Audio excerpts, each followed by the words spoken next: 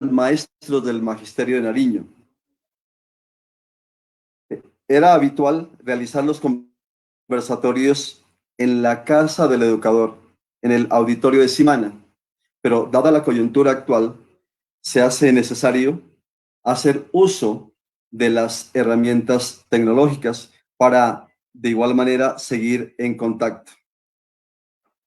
Reciban todos ustedes el cordial saludo también de nuestra organización sindical, reconociendo en esta fecha tan importante de celebración por ese magnífico trabajo, por ese desempeño loable que cotidianamente lo hacen los maestros, entregados a su quehacer pedagógico, a su quehacer de atender a nuestros niños, a nuestros jóvenes. Nuestra vida decidimos construirla desde esa perspectiva. Reciban ustedes felicitaciones por construir sociedad desde el rol de maestros. Consideramos que es pertinente desarrollar una temática supremamente importante en este contexto. Hay muchas inquietudes al respecto y por eso hemos invitado a unos compañeros que amablemente en la tarde de hoy desarrollarán las preguntas que nosotros vamos a compartirles, dado que debemos empoderarnos del conocimiento de la ley para que no esté solamente en el papel, sino que la podamos llevar a la práctica, como lo es la Ley General de Educación. Mi nombre es Alfredo Camoes Salazar, secretario de Asuntos Pedagógicos. Está conmigo el señor fiscal de nuestra organización, el compañero Diego Galvis, quien en este momento le doy la palabra para que presente a nuestros invitados. Gracias por aceptar esta convocatoria. Muy buenas tardes, compañeros maestros, con el feliz día para conmemorar Compañero esa Diego. labor que hacemos nosotros los maestros por la educación. Y tenemos unos invitados bien especiales para abrir este diálogo entre maestros, este diálogo que nos ayuda a mejorar nuestras prácticas académicas, nuestra capacidad de lucha también en las calles y confrontar las malas políticas como las de Iván Duque. Entonces, para abrir este diálogo, este conversatorio, nos acompaña la compañera Luisa Ospina y es ejecutiva de FECODE, anteriormente la presidenta del SUTEC. Con ella y con Luis Alfredo Gómez, actual secretario de Asuntos Pedagógicos de Educal, estaremos conversando sobre esta importante temática, como Alfredo lo menciona, reivindicar esa Ley General de Educación. Hoy se hace todavía más importante hacerlo y nuestros compañeros nos abrirán este diálogo para entender la importancia de seguir luchando por eso. Entonces, compañera Luisa, te invitamos a que presente su saludo a los compañeros que en este momento se están conectando. Muy buenas tardes para todos. Por supuesto, un saludo muy especial para la Junta Directiva de Simana por el acierto en este espacio que abren de diálogos entre maestros. A todo el magisterio nariñense, hoy en el Día del Maestro, un fraternal saludo, un fraternal abrazo en esta primera vez que nos toca un Día del Maestro lejos de nuestros estudiantes, lejos de nuestros compañeros, en casa, para cuidar de nuestra salud, pero que estamos convencidos que pronto estaremos en otros escenarios y que podemos el abrazo que nos merecemos. Muchísimas gracias por la invitación y, por supuesto, muy agradecida de que me hayan tenido en cuenta para estos diálogos entre maestros. Gracias a ti, Luisa, por aceptar esta invitación, y nuestro compañero Luis Alfredo Gómez de Educal también presenta su saludo a los compañeros que en este momento se están conectando con nuestro Facebook de Simana y nuestras redes sociales en YouTube. Muy buenas tardes para todos los maestros de la organización de sindical Simana del Nariño. Expresarles desde aquí, desde el eje cafetero, especialmente desde el departamento de Caldas, un afectuoso saludo un café imaginario en estos días de pandemia, en la que los maestros nos encontramos confinados, al igual que nuestra comunidad educativa, y que ese aislamiento no ha permitido que este Día del Maestro sea un día de abrazo, un día de pedagogía, un día de arte y de cultura, como siempre han sido los días del maestro tradicionalmente en Colombia. Un abrazo a los directivos del sindicato Simana, a su fiscal Diego, a su secretario de Asuntos Pedagógicos Alfredo, y bienvenidos todos a compartir este espacio tan importante en este diálogo entre maestros, como es reivindicar una conquista histórica del magisterio, como es la Ley General de Educación. Muchas gracias, Alfredo. Y para entrar en materia, le damos la palabra a nuestro Siempre Alfredo Camuy. el trasegar de los maestros necesariamente tiene que ver con la lucha. Jamás ha habido reconocimiento reivindicatorio por parte en las calles, siempre tratando de enarbolar nuestras banderas, que no son más que las de la defensa de la educación pública. Bueno, entrando en materia, y les compartimos pues la mecánica de hemos dispuesto una serie de inquietudes, una serie de preguntas que paulatinamente las vamos a desarrollar para poner en contexto la Ley General de Educación. Entonces, entrando en materia, y la pregunta la responden los dos compañeros invitados, tiene que ver con el hecho significativo en su momento y que ahorita también cobra vigencia, y es que ¿cómo nació la Ley General de Educación? ¿Cuál fue el marco en su momento y cómo lo podemos contextualizar? Compañero Alfredo, por favor, tiene usted la palabra. Bueno, muy bien. Digamos que la Ley General de Educación surge o nace como una necesidad del magisterio colombiano de hacer una contrapropuesta a las imposiciones que el gobierno de César Gaviria hacía a través del Plan de Apertura Educativa.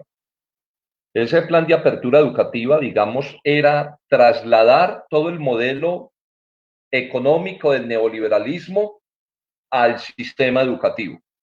Precisamente en 1991, el gobierno había, con la séptima papeleta, expedido la nueva constitución política, en la cual habría una brecha inmensa, enorme, para que el sector privado viniese a prestar los servicios educativos. Frente a esa propuesta de plan de apertura educativa, FECODE inicia el proceso de consolidar una ley propia que básicamente tiene, digamos, o resumámosla en tres características. La primera es que le quitaba a la iglesia los contenidos para que ahora viniésemos a ofrecer una educación laica. Entonces, la primera característica de la ley es que es una educación laica. Segunda es que es una educación en la cual tiene que ser financiada absolutamente por el Estado, y esa era su única función, financiar de manera adecuada la educación pública. Y un tercer elemento que podemos resaltar es que al ser una educación laica, se le entregaba a los maestros los contenidos de los contenidos de la educación. Y esos contenidos de la educación, lo que se consigna en la Ley General de Educación es cómo se iba a acceder el conocimiento en Colombia. Es decir, cómo los maestros íbamos a entregar lo más avanzado de la ciencia a nuestros estudiantes a través de un proceso teórico práctico. Teoría de entregarle la ciencia, práctico en cómo esa ciencia se convertía en tecnología y técnica. Y eso estaba ligado a un elemento fundamental que hoy ya no lo tenemos en la educación, y es que estaba ligado al criterio o al servicio estaba el desarrollo de las fuerzas productivas, y con el desarrollo de las fuerzas productivas se supone que es la única forma de generar y acumular riqueza. En el fondo, la Ley General de Educación, que es una conquista del magisterio, es una propuesta para desarrollar el país.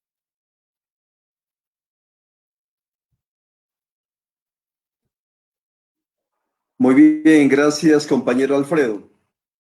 La misma pregunta se la haríamos para que nos comente desde su punto de vista como maestra 1278 a la compañera Luisa Fernanda. Si es necesario, la repetimos. Tiene que ver con el momento y cómo nace la Ley General de Educación. Coméntenos, compañera Luisa Fernanda. Alfredo, pues para complementar un poco lo que viene señalando nuestro compañero Alfredo desde Manizales, pues la ley general nace en esa necesidad que el magisterio venía alentando, fundamentalmente pues por todo el desarrollo que venía teniendo el movimiento pedagógico, el fortalecimiento de ese carácter pedagógico de la educación, y sobre todo del magisterio. Entonces viene con la necesidad de conquistar para los maestros el dominio de la educación, por decirlo así. Es decir, reconocer que quienes son los expertos en educación son los maestros y por lo tanto les corresponde a ellos definir cuáles son los elementos que se deben de poner en el aula, las metodologías, los contenidos, los planes de estudio, y la ley general se convierte en ese instrumento para poder dotar a los maestros de las herramientas necesarias que les permitieran hacerlo mejor con lo que ellos saben en la experticia que tienen en las áreas, con el conocimiento pedagógico que manejan, poderlo desarrollar dentro de las instituciones educativas. Y como ya lo señalaba Alfredo, pues nace de una propuesta de FECODE, precisamente con la finalidad de contrarrestar lo que en ese momento venía ocurriendo, que era la imposición de los criterios de la apertura económica también en la educación. Y aquí hay que ser también, aprovechar este momento, claros en decir que ha sido la organización de los maestros, fundamentalmente FECODE, que ha orientado evitar que para el campo de la educación también entren sin ningún obstáculo todas las políticas que en términos económicos desde el neoliberalismo se han querido imponer en la educación. Entonces, este escenario de lucha, porque hay que señalarlo así, fueron de francos debates que finalmente se ganan es en la calle y se logra conquistar la Ley General de Educación para entregarle esas herramientas a los maestros que les permitan ser ellos quienes definan desde varios elementos que nos da la Ley General de Educación, como la autonomía, como el gobierno escolar, que sean los maestros los que definan en sus propias dinámicas escolares cómo debe ajustarse todo lo que tiene que ver con los procesos educativos para atender los fines que la ley trae y que, como lo decía ahorita Alfredo, tenían como objetivo desarrollar el país. Entender que la educación es la palanca de desarrollo del país, así es como la concibe la Ley General de Educación, y es una respuesta contundente que se distancia de lo que en ese momento se quería imponer por parte del gobierno nacional.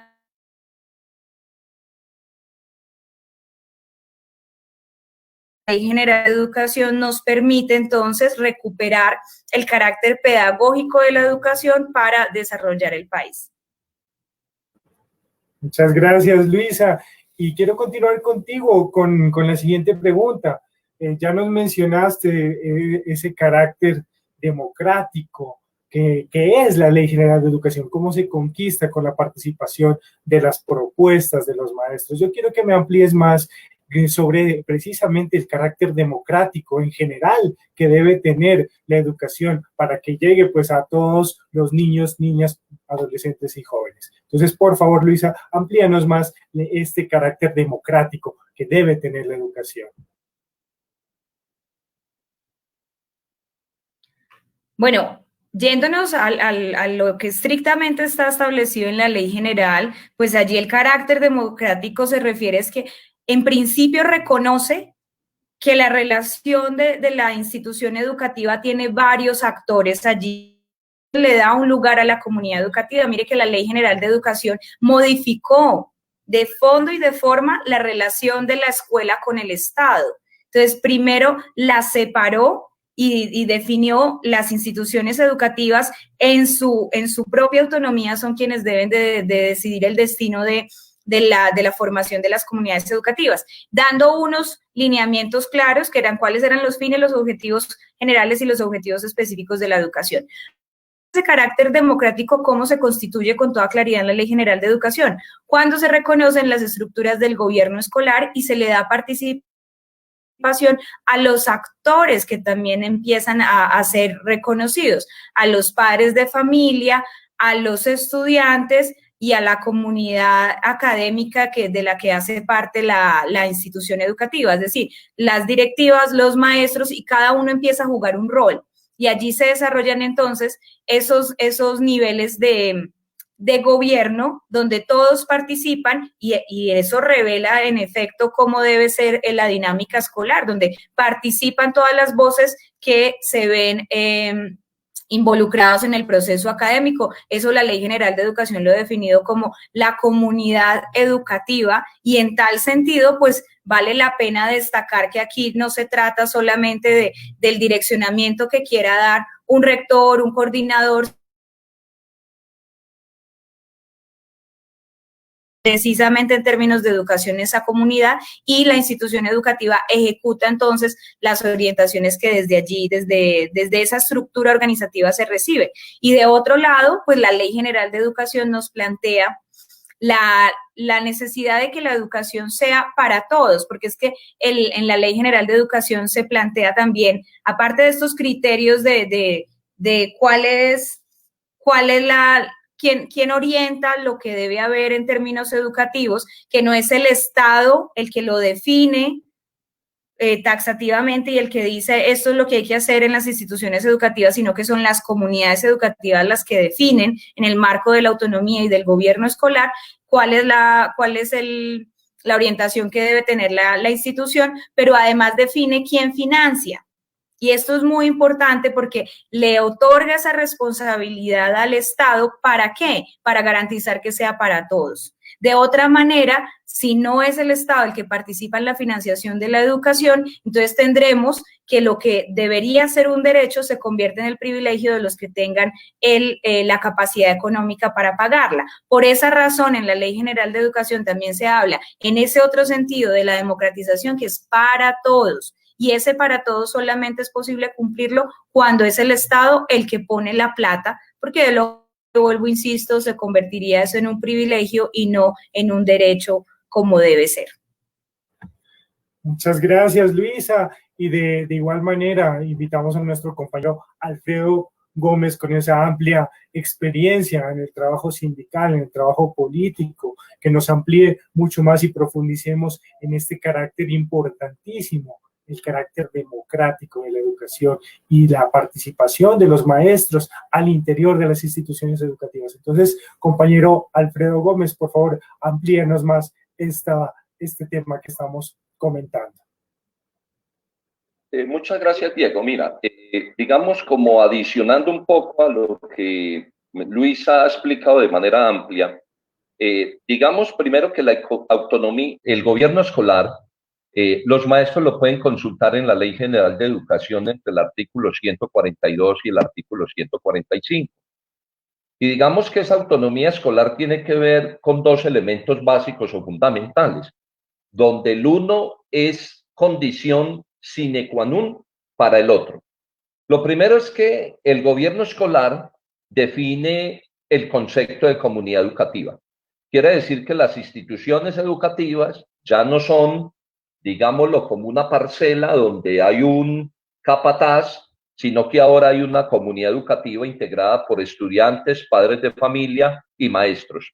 Ese es como el primer elemento que hay que resaltar de el carácter democrático de la ley. Es la comunidad educativa. Y esa comunidad educativa nos da un segundo elemento, y es que la educación en Colombia es una educación de carácter colegiada. O sea, su administración es colegiada.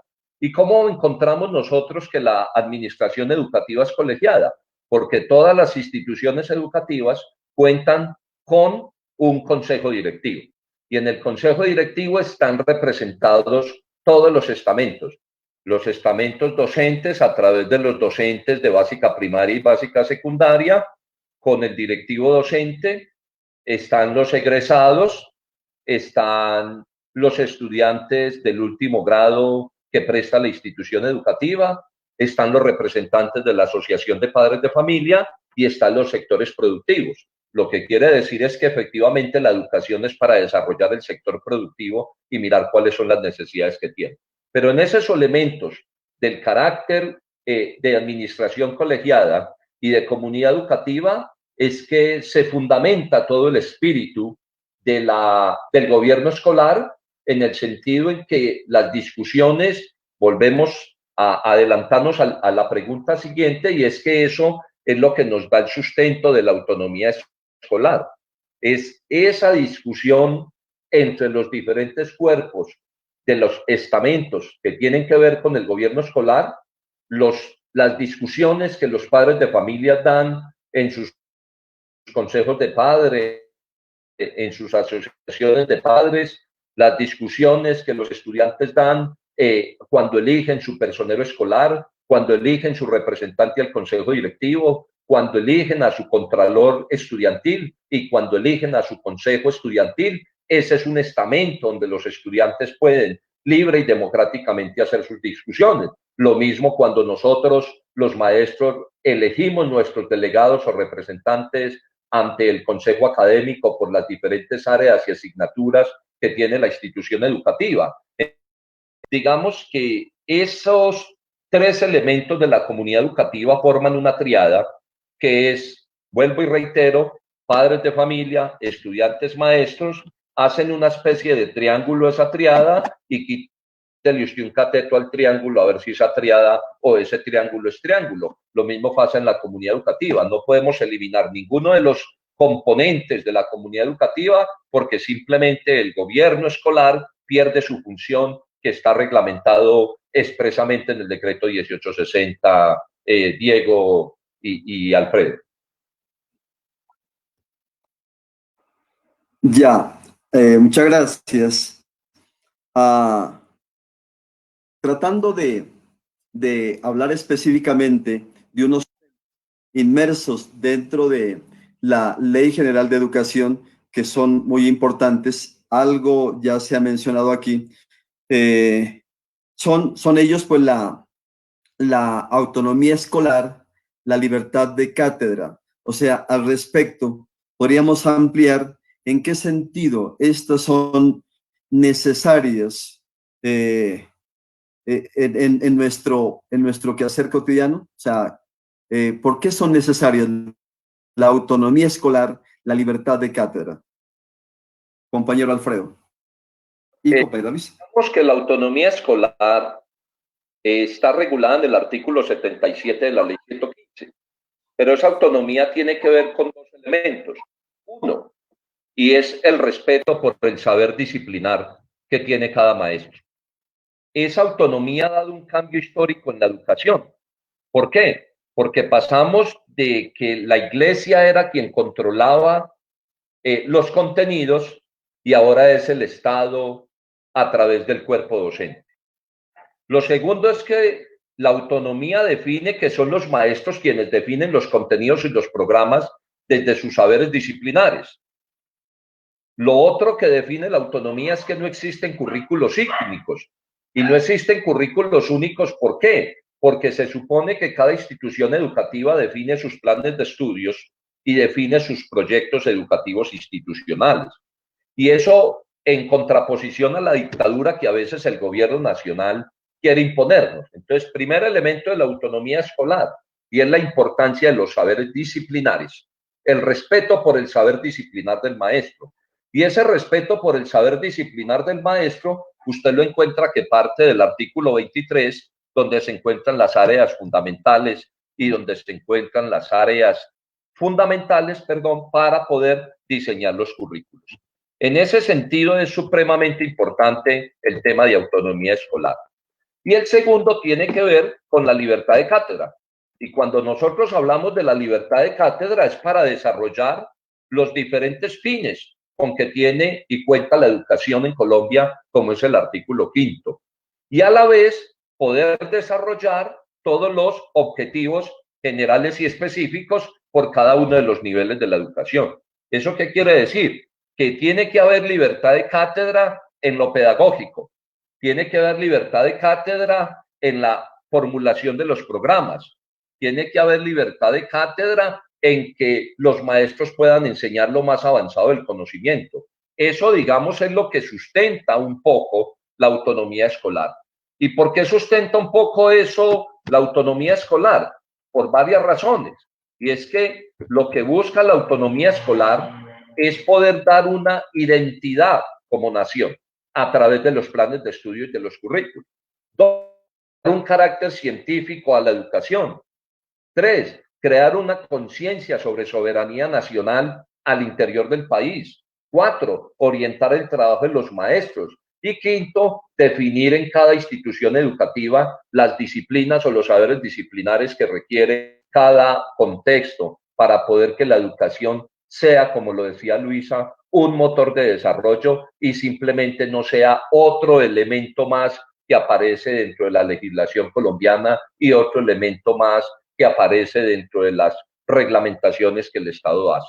La autonomía lo que permite es eso, enseñar lo más avanzado del conocimiento, de la ciencia, por parte de los maestros a través de los planes de estudio. Gracias, Alfredo. Luisa Fernanda, de igual manera, la posición de una maestra joven, 1278, respecto de esa necesidad de que sea autónoma, de que haya autonomía escolar, de que la libertad de cátedra sea un ejercicio en la práctica llevado a cabo por nosotros los maestros.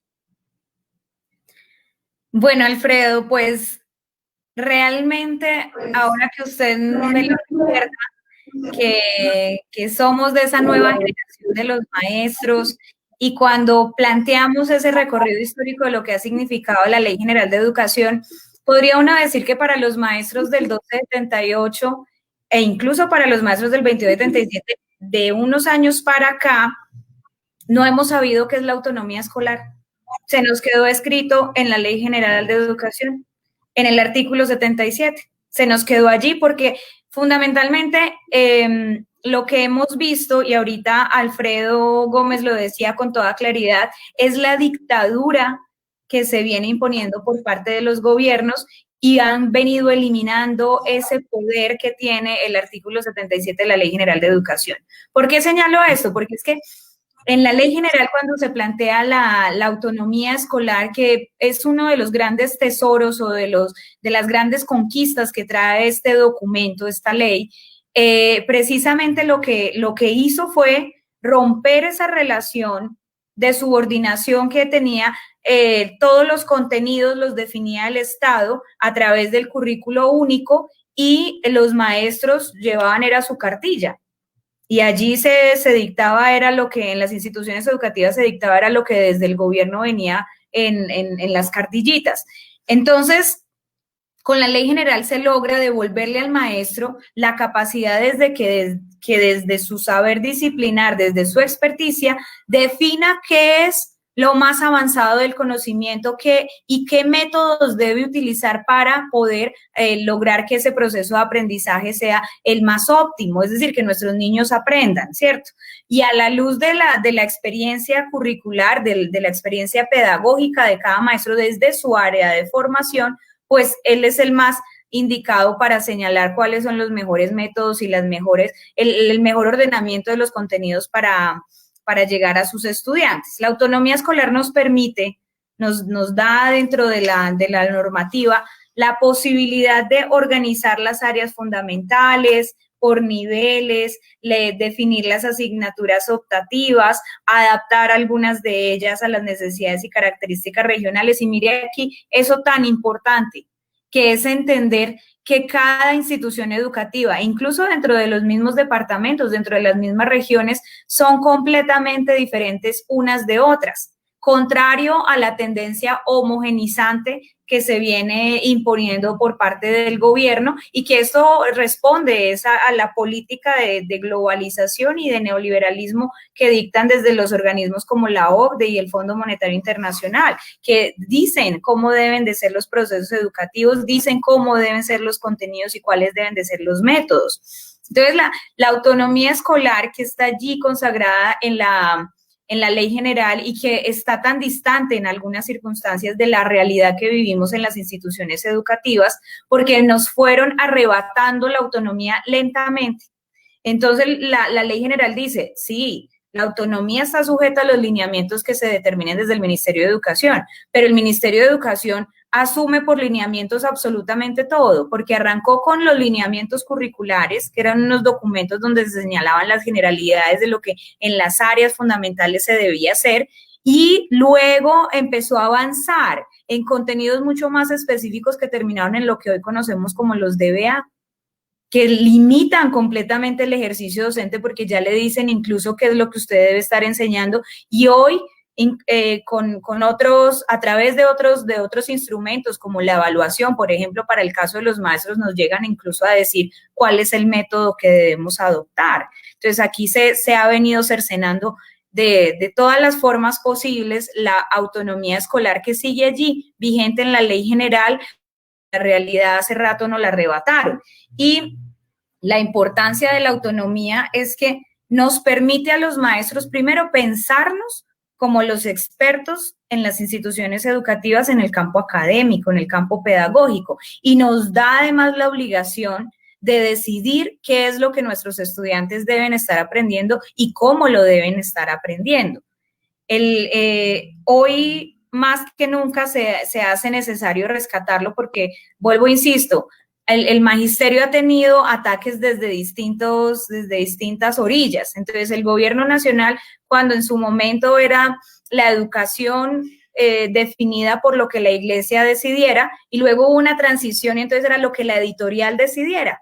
Entonces, el maestro, su autonomía escolar llegaba hasta donde la cartilla de tal editorial, que era la que estaba de moda, dijera, porque allí ya venía todo diseñado de grado a grado, de periodo a periodo, y hoy vuelve el ministerio a querer apoderarse de esos contenidos a través de las mallas curriculares, de los DBA, como ya los había señalado, de los estándares. Entonces, es una lucha constante por rescatar la autonomía escolar, porque el gobierno sabe el poder que tiene la autonomía escolar, y es definir las necesidades de las comunidades educativas y poner al servicio, la educación, ponerla al servicio del desarrollo de esas comunidades. Cuando logra controlar eso, definitivamente se reduce a lo que en otros espacios ya hemos llamado educación pobre para mantener a la gente pobre. Importante reflexión que nos haces, Luisa. Y eso nos lleva a la siguiente pregunta. O sea, nos imponen qué enseñar, cómo enseñar. Ahora incluso con las pruebas PISA, con las plataformas tecnológicas, pretenden cambiar ese rol del docente a través de un algoritmo informático, cosa que no es posible si realmente queremos una educación de alta calidad. Yo quiero que, Luisa, seamos un poco más incisivos con los compañeros docentes en el sentido de comprender esos elementos claves que son herramientas que en las instituciones educativas los docentes podemos poner a marchar.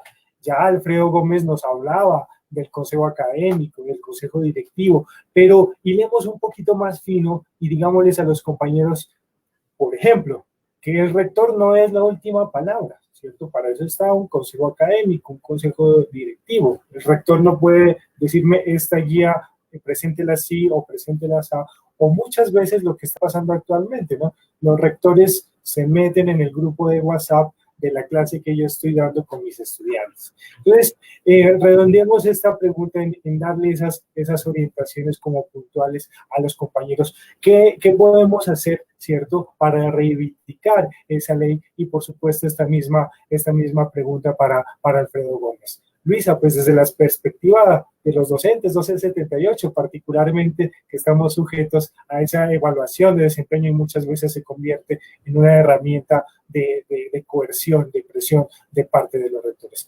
¿Qué opinión te merece esta pregunta? Bueno, Diego, yo creo que aquí vale la pena insistir en recordar primero que el gobierno escolar está contemplado en la Ley General de Educación no como un accesorio más dentro de la dinámica escolar, no, el gobierno escolar se constituye allí con la finalidad de administrar la institución educativa.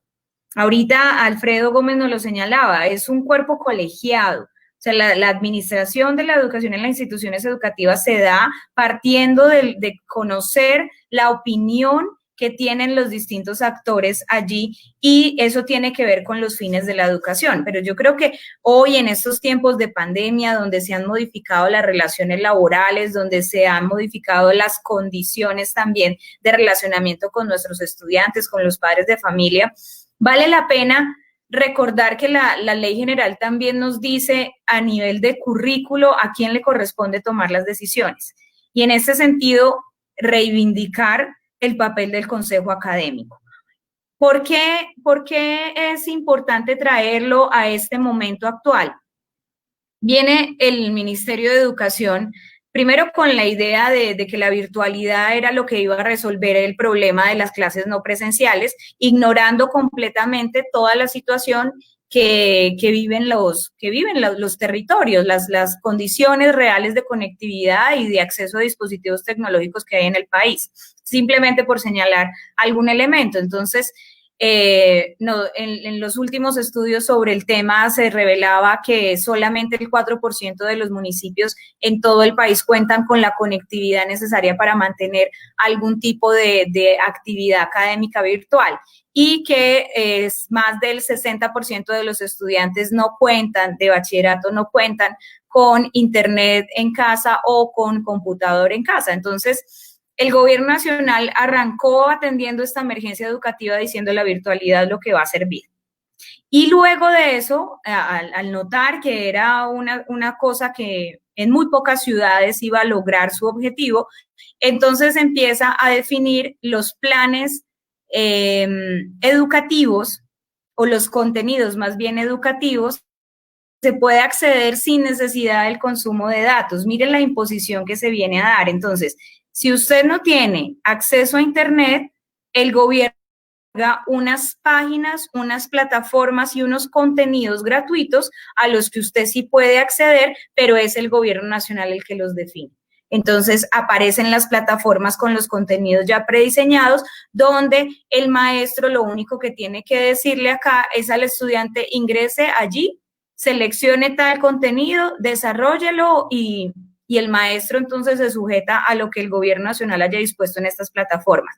Aquí entonces vale la pena recordar que todo lo que tiene que ver con el diseño curricular es una competencia exclusiva del Consejo Académico y que la Ley General, una de las grandes batallas que dio fue precisamente por eliminar el currículo único, que como lo decía ahora, con la tendencia homogenizante, lo que quiere es poner por el rasero a todo el mundo ni siquiera es para que avancen en igual medida, sino precisamente para que el estancamiento sea igual para todo el mundo, ignorando las condiciones y las particularidades de cada una de las regiones. Entonces, aquí vale la pena insistir en que la autonomía escolar y la forma organizativa que tienen las instituciones educativas destacan para los maestros todo lo que tiene que ver con el diseño curricular. Entonces, es los contenidos, las formas de evaluación, los criterios de evaluación, los planes de estudio, son una competencia de los maestros y que los deben dar además o se deben de constituir en esos escenarios que son los consejos académicos donde participan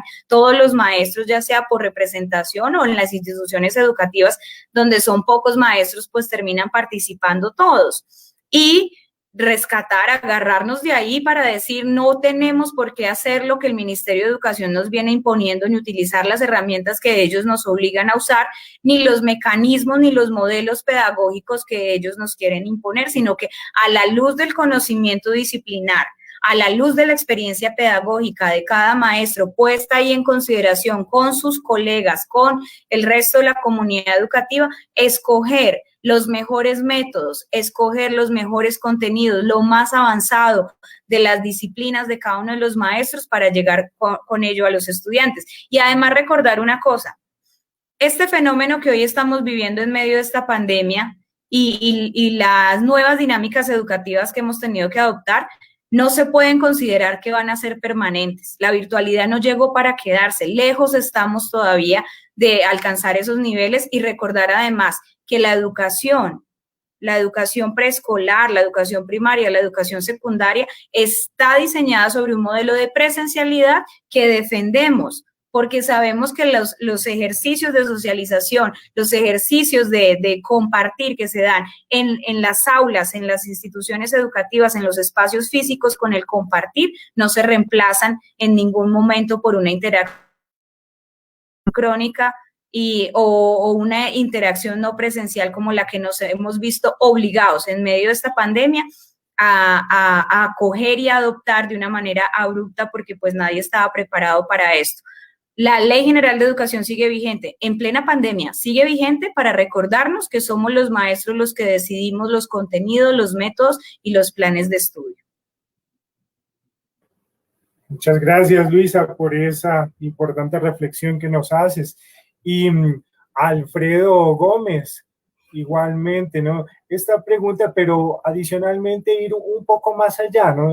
Es importante decir que nosotros, los maestros, ya desde hace mucho tiempo hemos peleado por una dignificación de la profesión docente. O sea, los profesionales en educación somos los maestros y estamos llamados a orientar precisamente los procesos de enseñanza-aprendizaje en nuestras instituciones educativas. Entonces, compañero Alfredo Gómez, también preguntarte eso y adicional, ¿cuál es ese papel que deben a tomar, el rol que deben ejercer, no solamente los secretarios de educación, el mismo ministerio, los maestros, los directivos docentes? O sea, ¿cuál es esa función para garantizar que la Ley General de Educación se dé como realmente estaba planeada, como estaba pensada por los profesionales en educación, que somos nosotros, los maestros? Entonces, Alfredo, amplíanos la respuesta de Luisa y, por supuesto, abordemos esta otra pregunta. Sí, Diego, mira, yo insisto dos cosas. Digamos que la Ley General de Educación, el gran logro que tuvo fue quitarle la definición de contenidos al gobierno nacional y entregárselo a los maestros. Y desde esos contenidos quería decir que los maestros eran quienes definían cuál era la orientación pedagógica que le iban a dar al acto educativo y segundo, en qué condiciones y en qué términos iban a elaborar los programas de cada una de las instituciones educativas. Pero eso viene ligado a varios elementos o a varios componentes también, hombre Diego. Y es que aquí te entra a conversar qué es lo que los maestros desde la autonomía escolar para reivindicar la Ley General de Educación debemos o no debemos hacer. ¿En qué sentido? Ya hemos dicho tres elementos fundamentales que reiteramos de la Ley General de Educación. Uno, que es la autonomía escolar. Dos, que es el gobierno escolar. Y tres, fue la definición de los fines y los objetivos generales y específicos por cada grado y por cada nivel de la educación. Pero esto nos tiene que llevar también, Diego, Luisa y tocayo Alfredo, es a que, entonces, ¿cuál es el tipo de educación que nosotros debemos ofrecer? ¿Para qué es que es la educación en Colombia? ¿Cuál es el tipo de escuela que nosotros requerimos? ¿Cuál es el tipo de maestro? Porque ahora nos vienen cambiando los roles a cada uno de los maestros. ¿Cuál deben ser los mecanismos o las orientaciones pedagógicas o de contenidos que debe tener la enseñanza en Colombia? Entonces, acá colocamos los elementos que hemos ganado y desarrollado el magisterio a lo largo de su historia con FECODE, o si lo que nos vamos a convertir es una cadena de transmisión de la política educativa. Y coloco estas reflexiones en los siguientes elementos para hacerme comprender mejor. El gobierno nacional quiere un tipo de educación que tenga que ver básicamente con tres elementos. Uno, y es que esté sobrecargado de todo lo que tiene que ver con neoliberalismo. Y la mejor forma de usted penetrar el neoliberalismo es sacar al maestro de la discusión pedagógica de los contenidos para ponerlo a discutir sobre los métodos. Entonces el gobierno nacional cree que el método es el que va a resolver los contenidos y no que el contenido es el que define el método. Esa es la primera cosa que yo creo que los maestros tenemos que hacer claramente. Definir si el tipo de educación que nosotros tenemos es para servirle o apuntalar todo el modelo económico neoliberal, o si la educación que los maestros vamos a ofrecer es para generar una nación próspera, donde el sol brille para todos, donde a todos nos llegue la posibilidad de riqueza que genera la producción nacional. Si la educación está ligada para el axiologismo, los buenos valores, la gente pulcra e impecable, intachable, o si la educación está para ligarla a la generación de bienes materiales y a las cadenas productivas y agregarle valor a la producción en Colombia. Si la educación colombiana tiene que estar ligada es solamente a formar autómatas para que sirvan para los terceros renglones de la economía, o sea, para el tema de los servicios, a través de los TLC y la importación de mercancías del extranjero, o si la educación nosotros la tenemos precisamente es para apalancar las fuerzas productivas. Si la educación nos sirve para el intelectualismo y generar gente muy sabia, pues muy magos para generar pruebas saber y pruebas estandarizadas, o si lo que la gente se tiene que formar es para tener lo más avanzado en la ciencia del conocimiento y esa teoría llevarla en concreto a una práctica y transformar tecnología y transformar técnicas. Esas son las grandes discusiones que yo pienso que tenemos que dar. Es si el maestro está como la cadena de transmisión de la política educativa, si está para aplicar. Primero, ¿qué nos dijeron? En la Ley General de los Maestros definimos que la planeación de Colombia o del sistema educativo sí va a ser por objetivos generales y objetivos específicos. Usted puede medir, Diego, Alfredo, maestros que nos escuchan y Luisa, usted puede medir un objetivo. Sí, claro, tanto el específico como el general, porque el específico le ayuda a cumplir el general. Pero entonces el gobierno con su política, ¿qué hizo? Quitarnos la planeación de objetivos generales y específicos para poder medir bien a los estudiantes en su avance en el conocimiento y nos llevó entonces a los logros, indicadores de logro. Entonces, ¿qué es un logro? Entonces, ¿qué es un indicador de logro? Todo y nada, porque todo lo mide, pero no termina midiendo nada. Después nos pasaron de logros, indicadores de logros y nos quitaron eso y nos colocaron a las benditas competencias generales y específicas, laborales, etcétera, etcétera. Entonces todo el mundo se metió en el tema de la competencia. ¿Y una competencia es qué? Una actualización para el saber hacer en contexto. Conclusión, una educación para colocarla al servicio de los TLC, para colocarla al servicio de las importaciones, para colocarlas al servicio de los ensambles. Después de las competencias nos dijeron que eso ya no era lo mejor y que teníamos que planear a través de ¿qué? De estándares. ¿Y el estándar qué es? Lo mínimo entre lo mínimo. O sea, educación pobres para pobres, para que vivan de manera miserable y los ricos sigan siendo más ricos y los pobres, por su falta de conocimiento, sigan siendo explotados. Después de eso, de los estándares que nos dijeron, que ya no era con estándares, entonces nos montaron ¿qué? Entonces nos montaron los DBA, los derechos básicos de aprendizaje, lo mínimo entre lo mínimo. Ya nos dicen que no son los aprendizajes básicos, los derechos básicos de aprendizaje, sino que ahora nos dicen que son las nuevas mallas curriculares. O sea, trasladar toda la metodología de escuela nueva, trasladarla a la escuela activa urbana. Y en ese orden de ideas, impedir que lo más avanzado del conocimiento se transfiera a nuestros estudiantes con el cuento de las mallas curriculares. Ahora nos dice que no son las mallas, que son los PIAC. O sea, ¿qué quiere decir? El Estado diseñó una política para impedirle al maestro que efectivamente desarrolle su saber disciplinar y que desarrollemos las áreas fundamentales, que desarrollamos los fines de la ley general y que desarrollemos los objetivos generales y específicos y que desarrollemos por esos niveles. Y ahora entonces el Estado sale a decir que con las pruebas estandarizadas nosotros somos brutos y que la miseria del conocimiento que viven los maestros, que viven los estudiantes es por culpa de los maestros. O sea, obliga que el maestro no lo deje funcionar en su saber disciplinar. Pero fuera de eso, nos obliga a que implementemos toda la política educativa como si fuéramos un piñón en una cadena de transmisión. Y ahora nos dice que es que la culpa es de los maestros.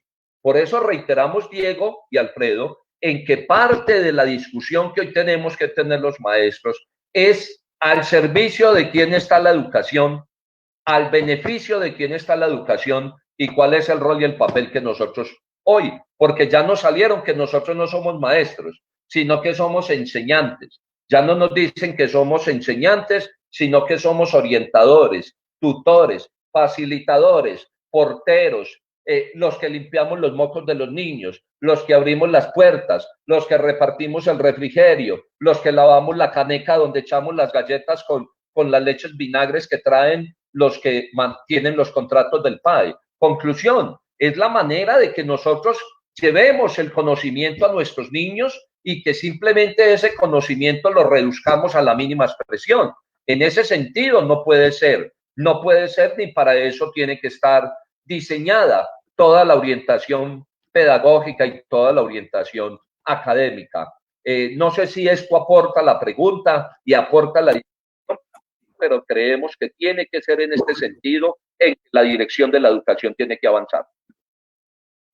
Por supuesto que sí, ¿no? Por supuesto que sí.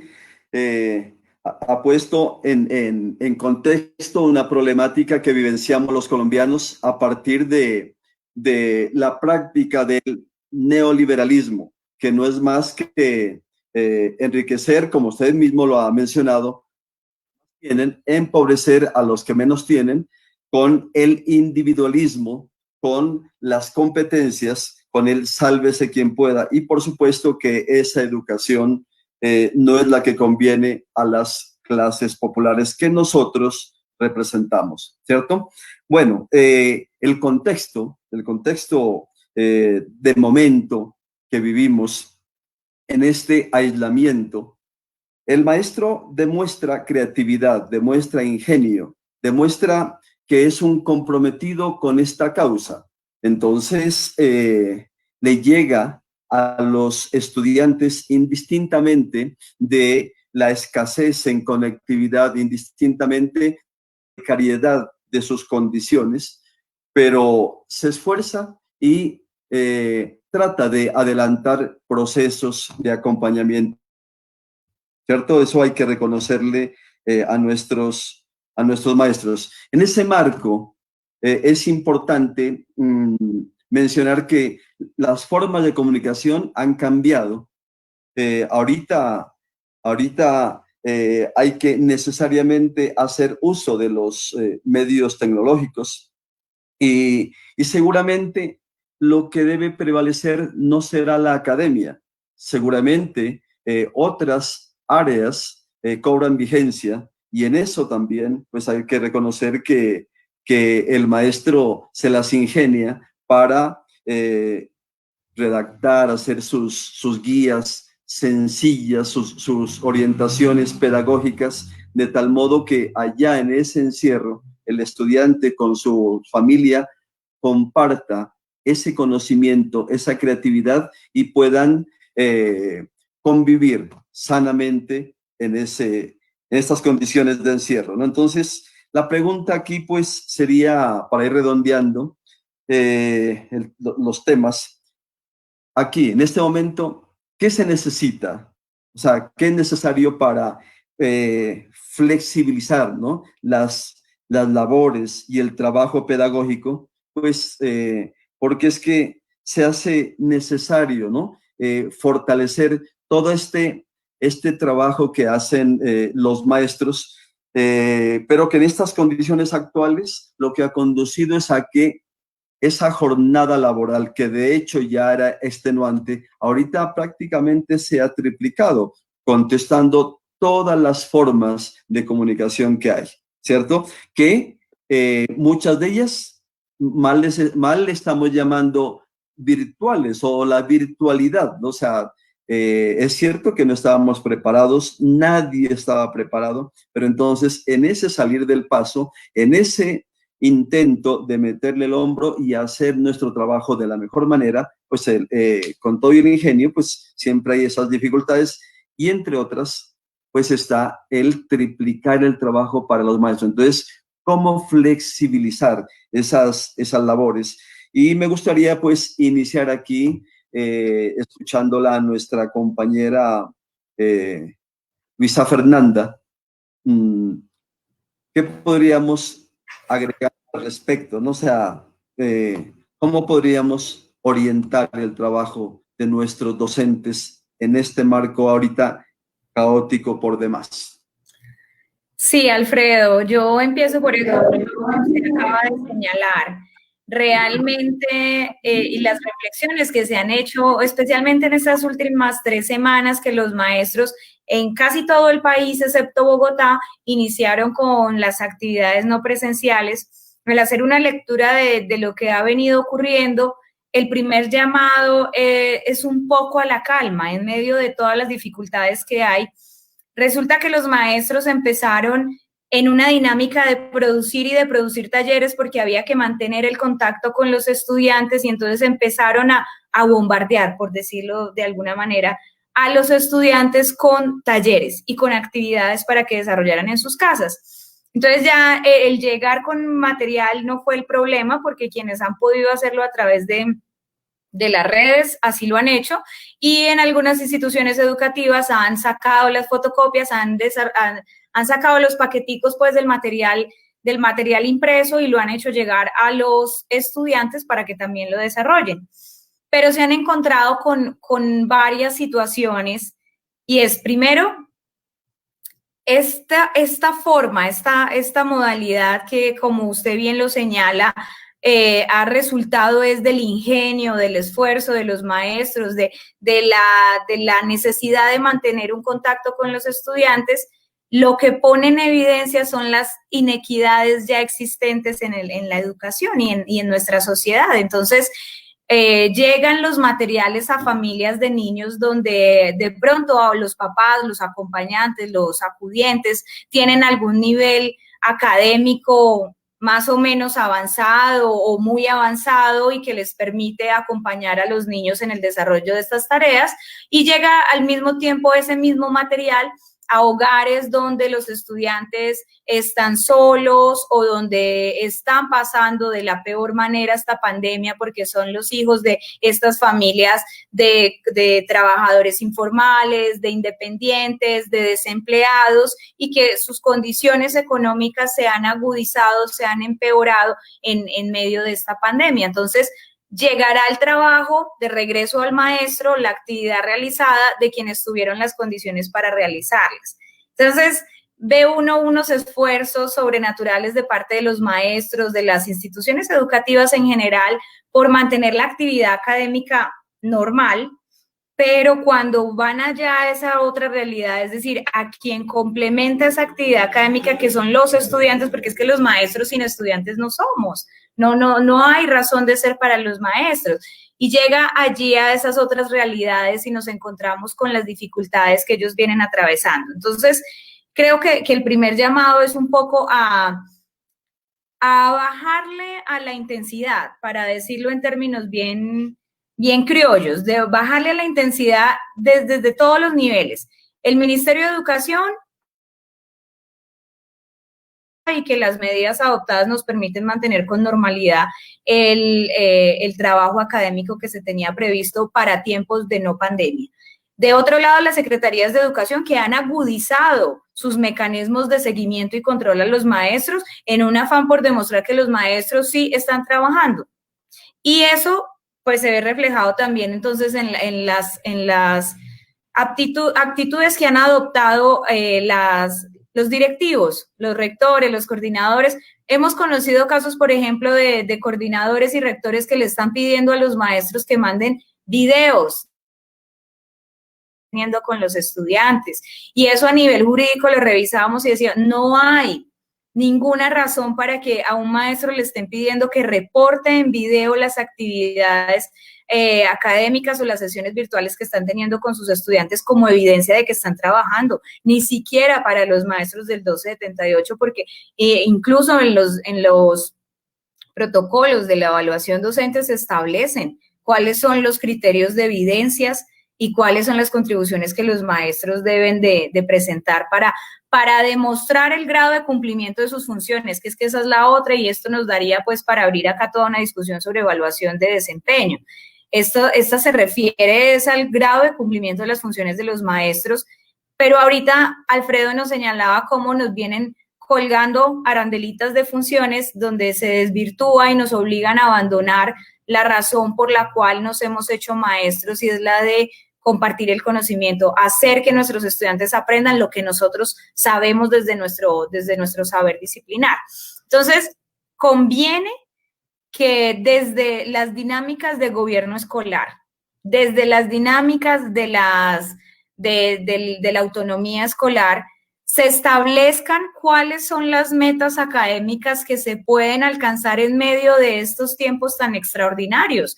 Indiscutiblemente para momentos, para tiempos extraordinarios, pues medidas extraordinarias. Entonces hay que entender que acá no podemos seguir trabajando con la idea de que todo está normal y que todo está avanzando con toda tranquilidad. No.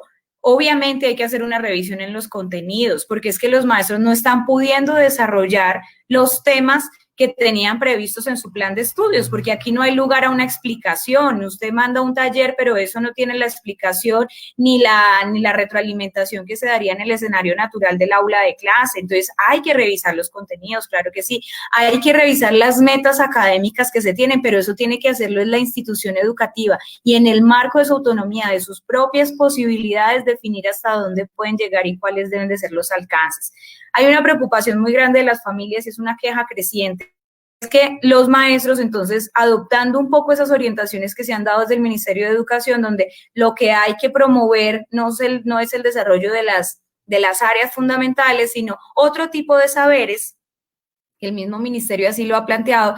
Entonces, han dicho, es que hay que profundizar en el establecimiento de relaciones, de la convivencia familiar, de la higiene, del uso del tiempo libre en casa, bueno, otro tipo de conocimientos, otro tipo de contenidos, y se han llegado a meter de tal manera en la vida familiar que se ha generado el conflicto entre la escuela y la familia, porque ahora desde el colegio le están diciendo a qué horas tiene que desayunar, le están diciendo a qué horas debe hacer la oración, con quiénes tiene que hablar y cuáles deben de ser los temas de conversación en casa, y ahí también se rompe, se atraviesa una barrera que tiene que ver con la función de la escuela y cuál es la relación y la forma de acercarse a la familia. Entonces, mire toda la cantidad de situaciones que se vienen presentando. Nadie estaba preparado para esto.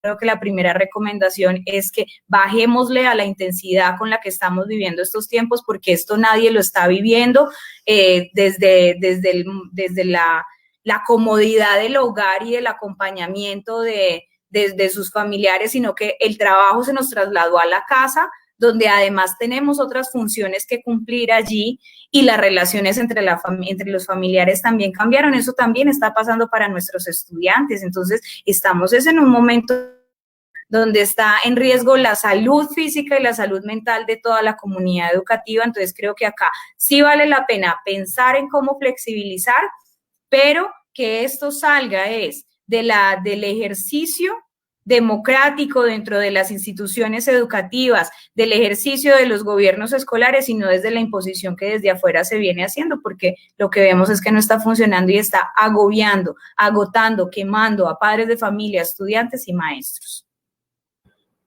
Así es, compañera Luisa. Estamos llegando ya a la parte final de este conversatorio, que es el primero de muchos que vamos a abrir. Este era un abrebocas que tenemos para nuestros compañeros de Cimana, y era importantísimo rescatar y reivindicar la Ley General de Educación como una estructura importantísima para la educación colombiana. Entonces, para finalizar, con Alfredo Gómez, quisiera que despidiéramos este espacio con una reflexión, con un mensaje, y a propósito del Día del Maestro, y a ustedes, compañeros, muchas gracias por aceptar esta invitación, y reciban de parte de Cimana un caluroso abrazo, y por supuesto vamos con esos mensajes para nuestros compañeros en este especial día. Alfredo, tienes la palabra. Alfredo Gómez.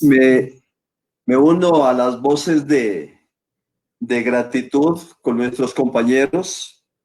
Sus aportes han sido muy buenos, maravillosos, para que nos sirva a los maestros orientaciones en estos momentos que por supuesto, como lo hemos venido mencionando, nadie estaba preparado con condiciones normales. En este momento nada hay normal, todo es anormal, pero sin embargo se adelanta nuestro trabajo como corresponde. Esa es una habilidad particular de los maestros. Entonces, reitero las gracias, compañera Luisa Fernanda, gracias, compañero tocayo Luis Alfredo. Este primer conversatorio, un ejercicio que realizamos para aprovechar los medios y en este momento, pues, hacer posible encuentro con nuestros maestros de base que tanto lo requieren. Entonces, nos estaremos encontrando en otro espacio. Un compañero muy cercano tiene que estar. Y gracias de nuevo, compañeros. Nos tenemos que seguir encontrando. Alfredo Gómez, tienes la palabra. A ustedes, no, a Cimana, mil gracias por la invitación y por el espacio. Un saludo a Luisa, nuestra ejecutiva de FECODE. Pero yo quiero finalizar este encuentro adicionando a la reflexión de Luisa dos cosas nuevas, y es con relación a lo siguiente. Cuando nos dijeron que íbamos a trabajo en casa, todo el mundo entendió que era educación virtual. Pero cuando vamos a mirar el tema de la educación virtual, encontramos que la educación virtual es imperfecta. Digamos que es imperfecta porque usted por ahí puede dar algún contenido y algún conocimiento, pero resulta que eso no aplica para todas las áreas del saber. O sea, hay áreas del saber disciplinar que tienen sus propias didácticas y que no necesariamente tiene que ser a través de la tecnología. Lo que quiere decir es que la educación virtual develó las brechas que hoy tiene la educación en Colombia. Develó el atraso del sistema educativo y que reivindica esta charla que hemos tenido hoy, que efectivamente la pandemia desnudó, dejó en pelota el sistema educativo y a un gobierno que desde Gaviria, pasando por todos los que han llegado hasta Duque, lo único que no le ha importado es el conocimiento y la educación pública. Y lo segundo que esta pandemia develó, compañeros que nos ven, es que efectivamente apuntala o ayunta un poco, y es que la educación en Colombia necesariamente tiene que ser presencial. es presencial porque no permite un sistema educativo fracturado con todas las brechas que tenemos, que los estudiantes puedan llegar al conocimiento. Y cierro con esto, compañeros. Miren, yo hice una encuesta muy sencilla a unos padres de familia en mi municipio, que es Chinchiná. Y miren, le doy datos como estos para que ustedes miren. Padres que encuesté, 373 hogares no tienen computador. 18 no tienen smartphone. Y 533 no tienen tablet. Conclusión, no tienen cómo acceder a un recurso virtual. Pero digamos que esos que tienen computador y que tienen tablet o que tienen celular, resulta que de esos 289 solo se pueden conectar por Wi-Fi. 189 no tienen ningún tipo de conexión. Y 171 compran plancitos de datos de 1.000 o 2.000 pesitos para poder responderle al maestro. Cerca de 420, tienen menos de 5 megas de conectividad. Y 234 no tienen ninguna conectividad a internet. 345 no tienen banda ancha. Y 460 tienen que compartir el Wi-Fi de su casa con otro tipo de personas o con otro tipo de familias, porque hay gente en casa haciendo teletrabajo o cumpliendo otras actividades escolares. 520 nunca han tenido capacitación en una herramienta tecnológica para poder acceder al conocimiento. 352 no saben manejar herramientas multimedias. 446 prefieren que sus actividades escolares sean en físico, a través de guías, a través de libros, a través de textos. 379 dice que por favor se las manden por WhatsApp. 248 dicen que tiene un nivel básico para manejar el Office, o sea, PowerPoint, Excel, Word y Access. 127 dicen que no conocen muy poco y 130 que no conocen nada. Quiere decir que cerca de 530 personas no saben o tienen un conocimiento vago en los temas del manejo de la ofimática. Entonces, concluyo con esto mi reflexión, compañeros maestros. Y es que efectivamente la lucha que viene liderando FECODE por cerrar las 6 brechas que ha venido planteando solo es posible si después de la pandemia todos los maestros nos vamos a la calle a respaldar la Federación Colombiana, a respaldar a las exigencias que viene haciendo nuestra federación, nuestra CUP, nuestra Central Unitaria de Trabajadores en cabeza de Diógenes Orjuela, los reclamos que venimos haciendo los sindicatos en los entes territoriales, porque compañeros, estas brechas y este sistema educativo seguirá siendo así si no ganamos la reforma constitucional al sistema general de participaciones para aumentar ampliamente los recursos para financiar el sistema educativo. Y cierro con una frase que dice el senador Jorge Enrique Robledo Castillo. Los gobiernos de Colombia han diseñado un sistema educativo para que la educación en Colombia sea de mala o de pésima calidad y terminemos los maestros pagándole los platos rotos a los padres de familia, al Estado y a la producción por no entregarse, supone, un saber disciplinar de alta o de avanzada. Entonces, en ese sentido, compañeros, un abrazo a ustedes, maestros. Feliz Día del Maestro. Aspiro que algún día nos podamos ver en otro espacio. Gracias, compañero y tocayo Alfredo. Gracias, Diego, por la invitación. Gracias, Luisa, por acompañarnos en este conversatorio. Un abrazo para todos y que tengan un feliz Día del Maestro. Un abrazo para todos. Muchísimas gracias, Alfredo. Importantísima reflexión que haces. realmente se requiere es financiación adecuada. Luisa, vamos contigo y tu saludo para despedir este importante evento que, como les decía, es el primero de muchos que vendrán.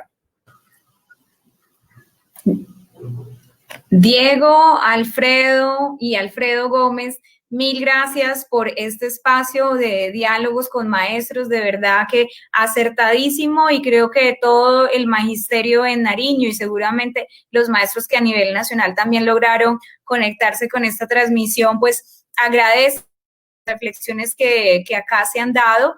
Y pues simplemente quisiera despedirme felicitando a todos los maestros en su día, decirles que estarán los tiempos para que nos volvamos a encontrar y ojalá sea como lo dice Alfredo Gómez, en las calles, reclamando lo que desde siempre ya históricamente hemos señalado: financiación para la educación, financiación para la salud, para el saneamiento básico, para el agua potable, fundamentales, sin los cuales no es posible hablar de vida digna. Así que un abrazo sincero, mi admiración y respeto para todos los maestros de Colombia por las más grandes carencias, desde todas las precariedades, posible pensar en un nuevo país fortaleciendo la educación. Así que un abrazo especial para todos y mil gracias a todos los directivos de Simana por este espacio, por haber permitido que nuestras voces se escucharan y llegaran a los hogares de los maestros en este confinamiento que seguramente están extrañando,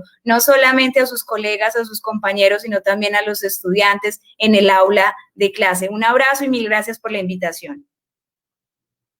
Claro, la razón de ser de nuestro oficio es la interacción humana, y ahorita, bueno, afortunadamente la familia se está compartiendo, ¿no? Un abrazo y muchas gracias. Gracias, nos vemos en una próxima. Adiós. Gracias, compañeros. Un abrazo para todos y mil gracias.